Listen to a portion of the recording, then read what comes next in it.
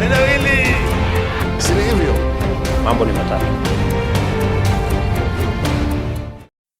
Ladies and gentlemen, I've always maintained on this platform on many occasions that in politics nothing happens out of mere coincidence, and that everything in politics is normally well planned, well scripted, and executed to achieve a specific political objective.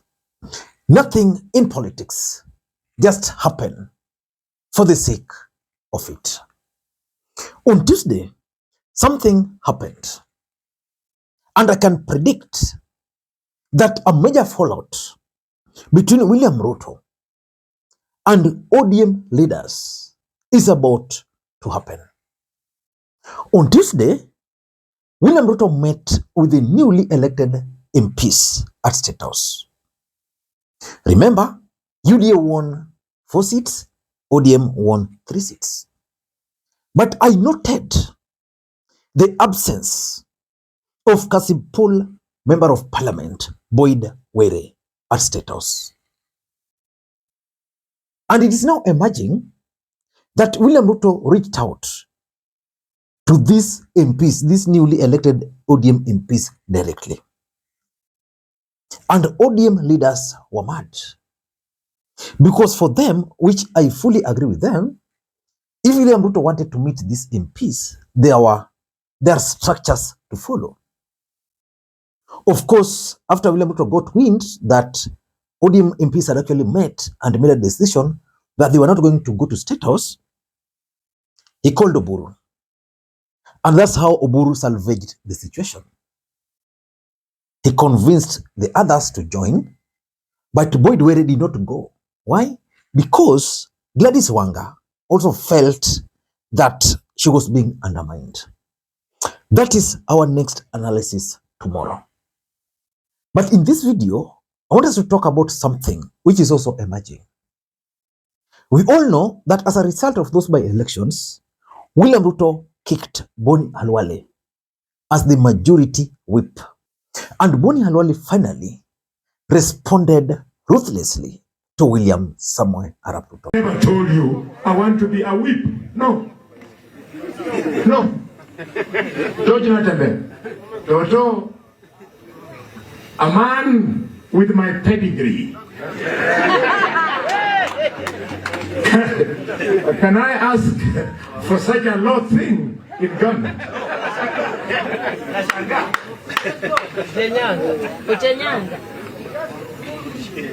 This is our time, hallelujah. Nobody will make you president. People will make you president because umepiga hatua 1, 2, 3, 4, 5 uke mbele waanze kufuata. In this video, I want us to do a critical analysis about that response by Bonny Khalwale. Because you all know that Bonny Khalwale was the first serious political leader from the Luhya nation to embrace William Ruto. Bonny Khalwale has always reminded us that he is the one who took Ruto to the Luhya nation when nobody was willing to touch William Ruto. And today, he destroyed William Ruto. Matiang'i ameanza, Kalonzo ndio huyo, Gachagua wako safari. Wewe ukifikiri ati sisi, mimi na mheshimiwa George Natembeya tuwe waoga, hakuna mahali tenda. Na usikie, kuwa rais sio kujigonga kwa kifua. Kuwa rais ni kuweka watu wako wote. Once 8 million lawyers are behind George Natembeya and 7 million Kikuyus are behind Gachagua and 5 million Kambas are behind Kalonzo and 2 million are behind Fred Matiang'i. Wakati wataleta Matiang'i, tumepeleka Natembeya, wameleta Gachagua, wameleta Kalonzo, mimi nitakuwa hapo na kisungu mingi nitawafanyia interview.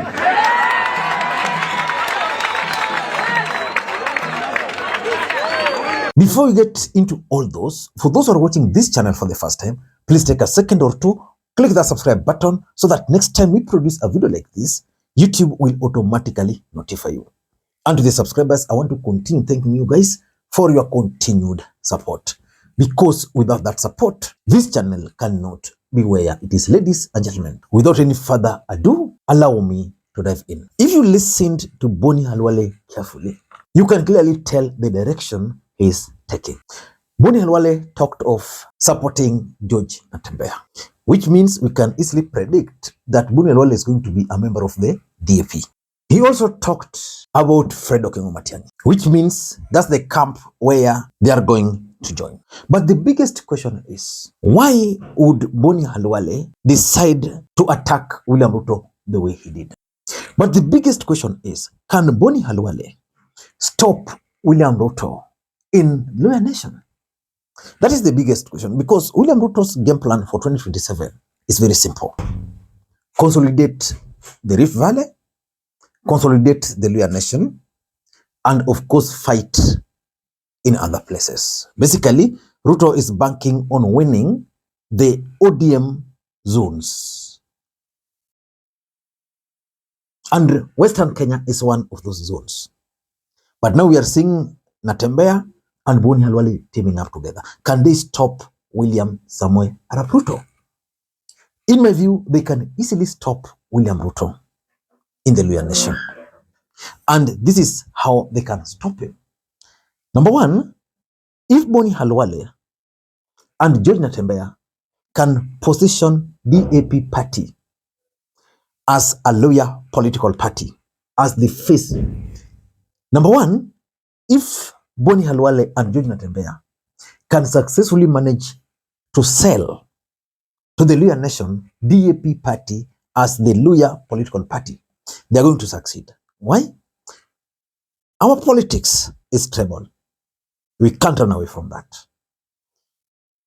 The Luhya Nation had a political party in the name of ANC party. It folded. Then they have another political party associated with them called Ford Kenya. Of course, Ford Kenya may not have any ambition in 2027 based on what I'm gathering. So they can figure out and strategize on how to position DAP as the Luhya political party. Sell it as the Luhya political party. If they can convince the people, I can assure you the Luhya Nation are yearning for their own political party. If they can do that, they'll be able to stop Ruto, because the Luhya Nation will start associating with that party. Already Natembeya is causing shock. Already Natembeya is actually causing serious political inroads in the Luhya Nation through Tawi movement. So let us wait and see. But if they can position DAP as Luhya-based political party, they'll succeed. Number two, if they can negotiate better deal with the united opposition. For example, William Ruto is running for the presidency. That's guaranteed. William Ruto has high chance of picking Kindiki again as his running mate. In that case, Musalia Mudavadi can only be prime cabinet secretary. Moses Masika Wetangula can only be the speaker of the National Assembly. But now, if the united opposition can say, we are giving you guys the slot of the running mate. And then apart from that, we are also giving you the speaker, maybe of the Senate. Apart from that, we are also giving you this. If they can get a good deal, a better deal from the united opposition, they can be easily embraced on the other side. The only problem in the united opposition is one. And I know every time I mention that problem, some people have a problem with it. The problem is Rigathi Gachagua. Because Rigathi Gachagua has already told them that for us, Nairobi tumechukua. So which means even the position of the deputy president, he may lay claim to. And if he were to do that, they'll give someone from the mountain representing Rigathi. Because Rigathi has the numbers. Rigathi has the numbers. You can't run away from that.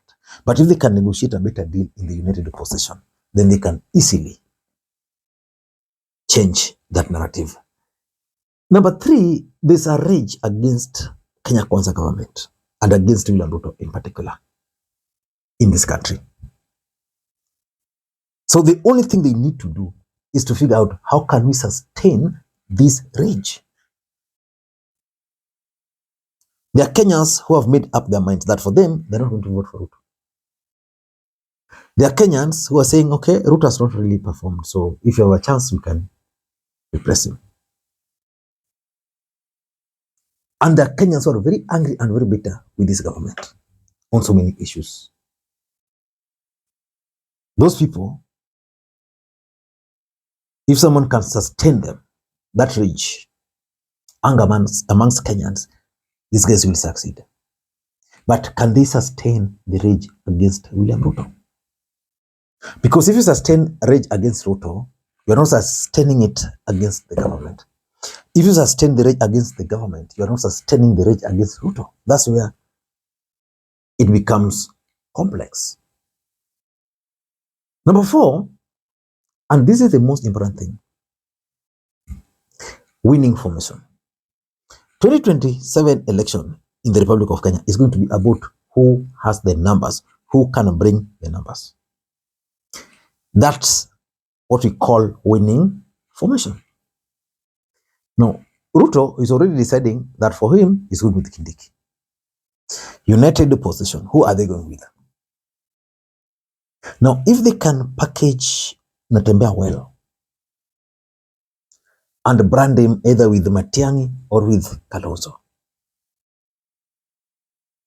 that's going to be serious winning formation.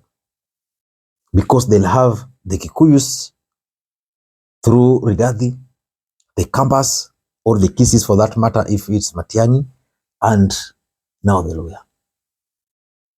But that can only be possible if Ruto will appoint Kindiki. Because if Ruto were to dump Kindiki today and pick Musalia Mudavadi, that will be game over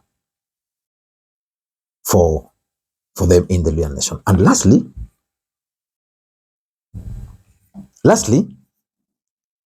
they can also stop Ruto by denying him the 50% plus 1 vote. The truth is, the Luhya nation will determine who becomes the next president, how they're going to vote. If they'll rally around Ruto, Ruto will be the next president, the Luhya nation. But if they will rally around either Matiang'i or Kalonzo, one of them will be the next president of the Republic of Kenya. I don't know what to think. That's my take. Until next time, this is Lee Makwiny. Bye-bye.